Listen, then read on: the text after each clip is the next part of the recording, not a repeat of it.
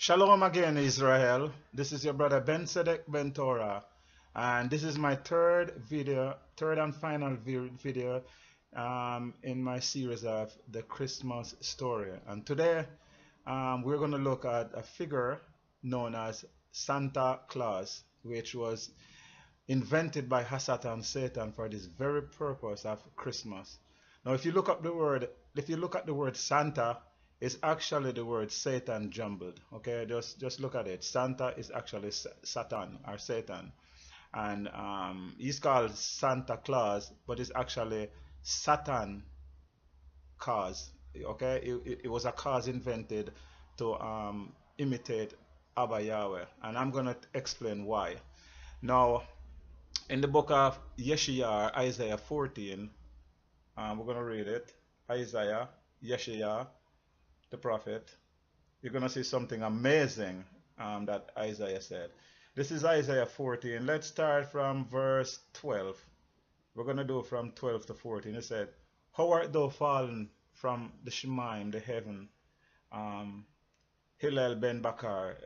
Many manuscripts use the word Lucifer. That's a Latin, but the Hebrew word is Ben Bakar, son of the morning. How art thou cut down to the ground, which didst weaken the nations? For thou hast said in thine heart, I will ascend into the Shemaim, the heavens. I will exalt my throne above the stars of Elohim. I will sit also upon the mount of the congregation in the sides of the north. I will ascend above the heights of the clouds. I will be like the Most High. So you see, Satan wanted to be like the Most High, but that is impossible. So what he does, he invented this figure by the name of Santa Claus, known as Satan Claus. I'm going to explain the character. Now, if you remember, they have this thing about Santa Claus or Satan's Claus, where he said, he knows when you are sleeping, he knows when you're awake, he knows if you've been good or bad, so be good for goodness sake. Now, think about that. The only being that can see everybody at the same time and know that if they're being good or bad is the Most High. Think about that. Only the Most High could see everybody. In other words, only the Most High is all seeing. Okay? The Most High is all knowing.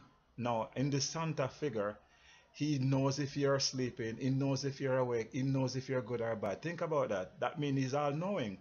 Okay? The only one that's all knowing, knows everything, is the Almighty.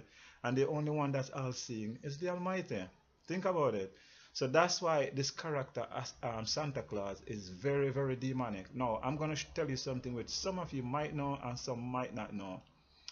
Um, Santa is a combination also of the ancient pagan deity that they call Molech. In ancient picture or ancient archaeology, they'll show you Molech. He was always depicted as this gigantic creature sitting upon a throne with his two arms rest, right? Now, what happened in ancient time, one of those armed rest, he used to have a cauldron where they used to pass children through the fire and burn them in sacrificing them to Molech. You find us in the Torah, right? So what happened? They imitate that today, and that's why if you notice, you'll see Satan or Santa Claus normally sitting on a chair, and what happened? Parents take their children to sit in Santa's lap. Okay, that's where that is coming from. It's Molech worship, where the children were put. The only thing they were not put into the lap of Molech, they were put actually into the arm, which was a cauldron of burning fire. And that's where Almighty Yah commanded Israel not to pass their children to the fire to Molech. This is in the Torah. So this figure, once again, it seems innocent, but it came from some demonic, dark demonic roots. And notice who Satan always target? Once again, the children. Okay, parents innocently brings their children at Christmas time to sit in the arms of Satan, Molech, without even realizing what they're doing. Okay, like we said, brothers and sisters, research.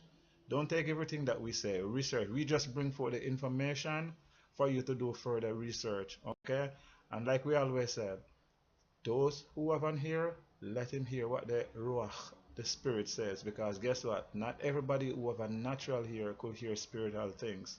Okay? So until then, Shalom Aleichem.